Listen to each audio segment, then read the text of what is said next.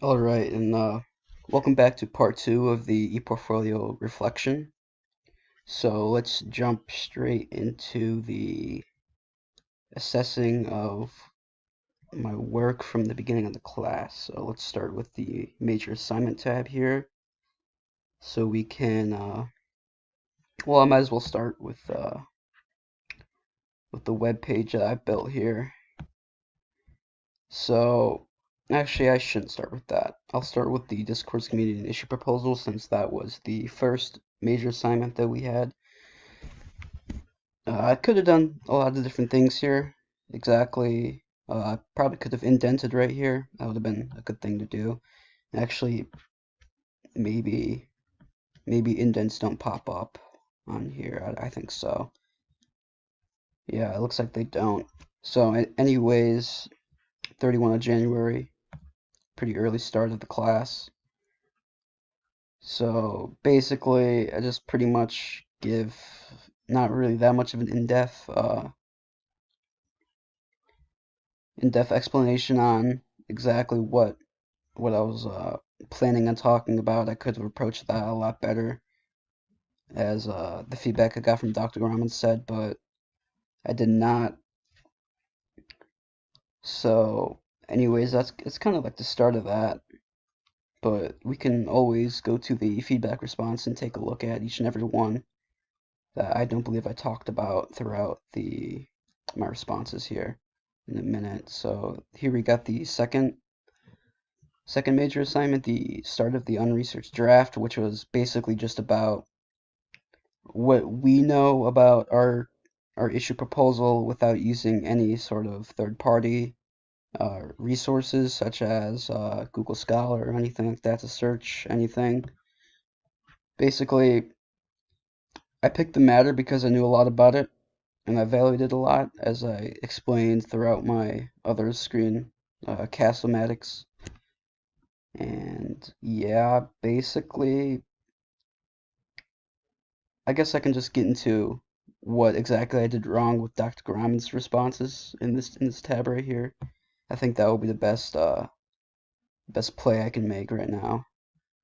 And here's the annotated bib as I went over just a little bit in the other reflection, part one.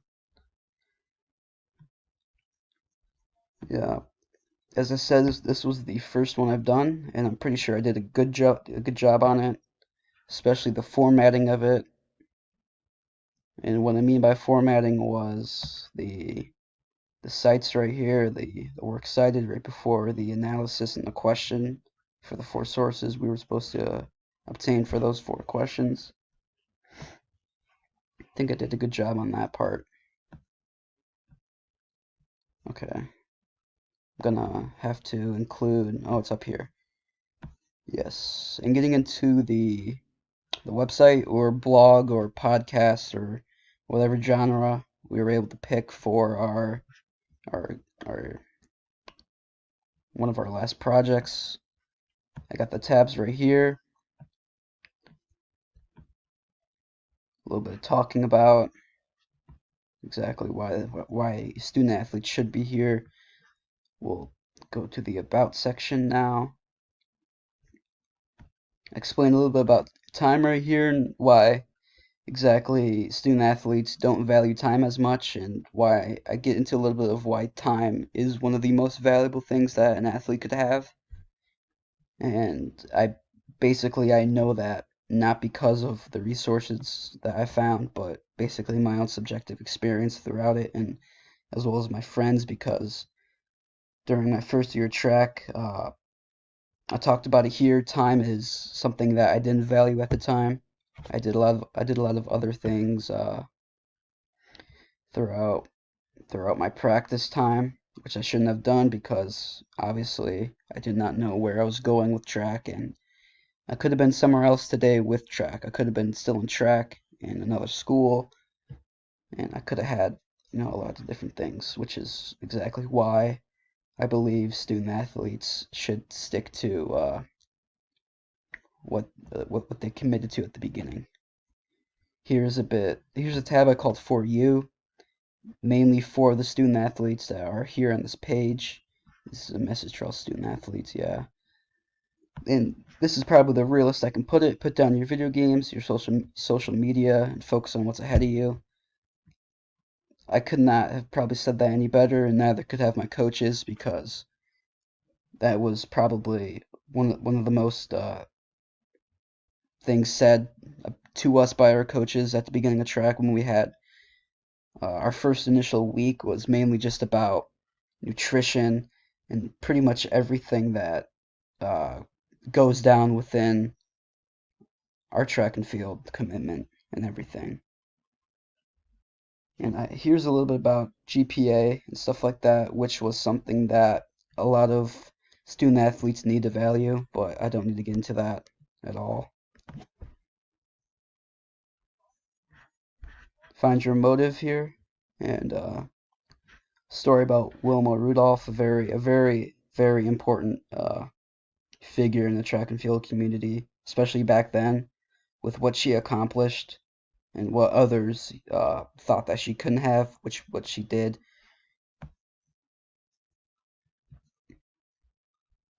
And yeah, just a little bit of a failed resource tab right here. I don't want to show that. Anyways, I believe I can get into the minor assignments now. Well, before I get into that, I'll get into the weekly reflections, because the weekly reflections is something that I believe pretty much entails about everything that went down this semester, about basically improving on what I didn't improve on, and pretty much everything in that category. So week 1, definitely my reading skills. There's a lot of reading. There was a lot of reading involved in this class. In my previous English classes, when we did have assigned books, there was only uh, like pages assigned in chapters. We weren't assigned a whole chapter to read, only specific pages. And I cannot give you an idea on why it was like that, but it was. So week number 2, I could have used information in my discourse meeting and issue proposal as something useful in the future, because I know that I will be trying to stay as athletically fit as possible. And knowing that guidelines that can even help people, I know, stay athletically engaged. I actually have no idea what format this was put for. Probably should have started that out as I did with the others. Let's move on to week 4 right here. I mean week 3. One thing I was improving on this week was to be more elaborate and clear with my writing and explanations, which was something that Dr. Grauman personally asked me to do. And I read that basically from the feedback response from the discourse and issue proposal. Developing strong yet clear explanations on the subject itself for people who don't know about the subject completely at all, which was something that I did not realize at the time of me talking about my subjective experience of track and field. And that's what something Dr. Grauman recommended me to talk about, because obviously she wasn't with me at the time that I did my track and field, so she couldn't have known like exactly what I was talking about, as well as my other peers in the class.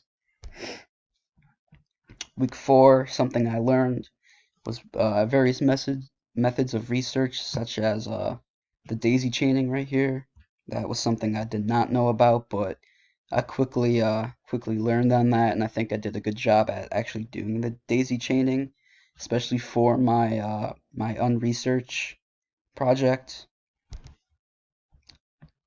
For the part 2, of course, the annotated bib, because we had to collect 7 sources of that. Week 5, something I learned that week. Yeah, basically just talked about exactly what I just talked about with the annotated bib. Week 6, something I need to improve on, or work ethic. That's still something I need to improve on. For me, it's just hard. I can't really give an explanation. Uh, the only explanation I can give is my chemical balance. You know, that's just how it is naturally for me. So Obviously, if I do work on that, I can get better. And week 7 just talks about my e-portfolio and what I did not have at the time versus what I have now. And it was a huge difference. So let us get into the actual responses here.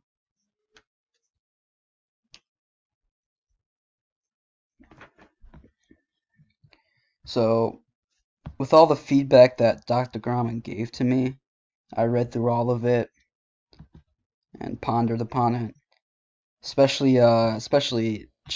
this one right here, because the RWITW was something that I guess was just hard to me at the beginning because of my because of my issue proposal.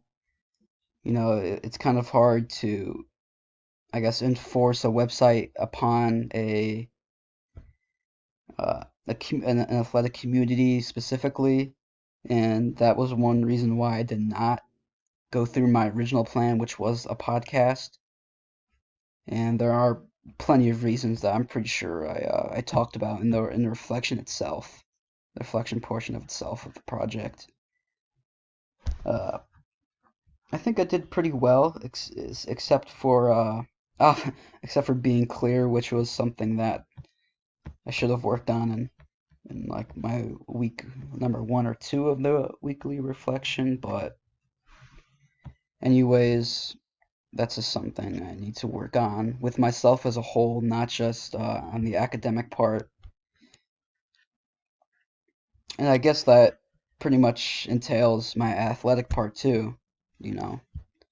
Oh, let me I included the picture for the crap challenge.